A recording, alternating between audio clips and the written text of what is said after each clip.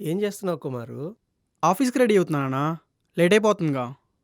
ఆహ్, అవునా? అయితే సరే వెళ్ళు. ఖాళీ ఉన్నప్పుడు చేయలే. ఏమైంది నాన్న? ఏదో చెప్పడానికి ఇబ్బంది పడుతున్నట్టున్నావు? ఆహ్, అదేం లేదురా. అదే ఈ నెల వడ్డీలు బాగా పెరిగిపోయాయి కదా! కొంచెం ఇబ్బంది అయితుంది. ఓహ్! అదేనా? దాన్నేముంది నాన్న. నువ్వేం టెన్షన్ పడకు.